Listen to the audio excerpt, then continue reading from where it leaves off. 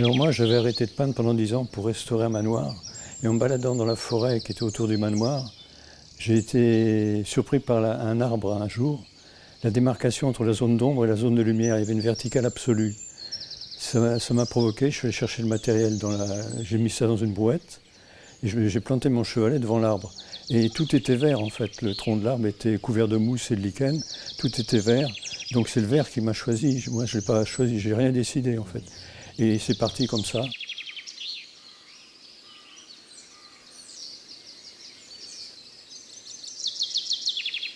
Alors dès que je vois un paysage avec du vert, maintenant je me dis tiens, ça me concerne.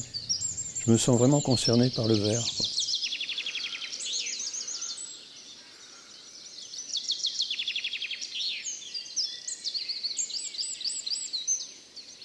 Alors j'ai relativement peu de couleurs, j'ai du vert émeraude que je travaille avec du jaune de chrome. Mais pas de bleu. Pas de bleu. Et pour les bruns, pour foncer les choses, j'utilise de la terre d'ombre. Et c'est tout, avec 3 couleurs à peu près, puis un peu de blanc.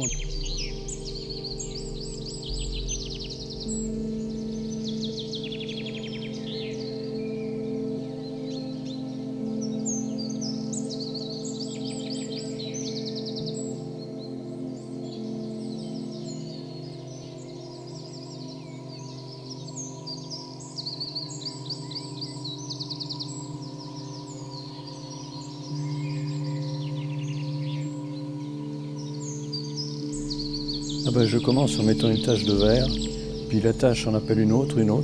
Mais Pas de dessin. ah non, non, non, jamais, jamais. Je décide plus depuis au moins 30 ans.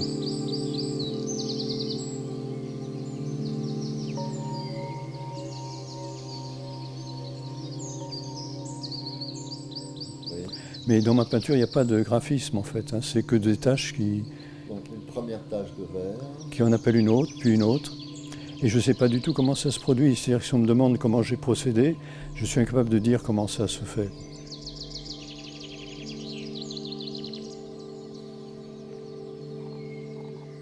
J'ai appris aux Beaux-Arts à peindre, avec des glacis par exemple.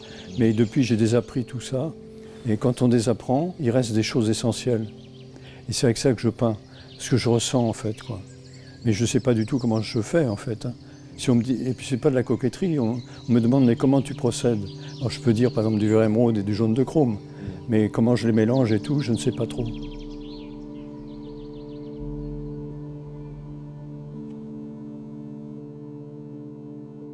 J'ai décidé d'éliminer le ciel et certaines zones de vert deviennent le ciel. Donc on n'est pas du tout dans une peinture réaliste en fait, hein. Tout en étant quand même en contact avec les choses, c'est étonnant, quoi. Ah, il faut travailler dans le frais en fait, parce que les tons sont très fondus. Donc si je repense ça à quand c'est sec, ça devient carrément une autre toile.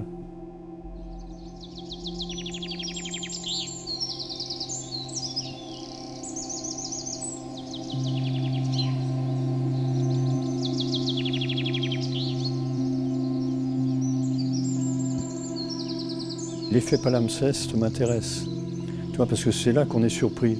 Moi, ce que j'aime bien, c'est quand je démarre une peinture, je n'aime pas savoir ce que je vais obtenir, en fait. J'ai une sensation, mais je n'ai pas d'idée précise de ce que ça va donner. Et donc, j'aimais bien être surpris par ce qui se produit, jusqu'au moment où je me dis, là, c'est bon. Et ça veut dire que là, c'est abouti dans ce cas-là. Et tant que ça ne se produit pas, je peins, et des fois, je sors de l'atelier complètement découragé, je ne sais plus peindre. Même si je peins depuis 65 ans, je me dis, j'ai jamais rien fait de bon. Et je reviens le lendemain des fois, je me dis, mais je me suis planté hier, et c'était bon ce que j'ai fait. Donc c'est pas, comment dire, quand on peint, les choses s'inscrivent dans le mental, mais on voit pas vraiment la chose des fois.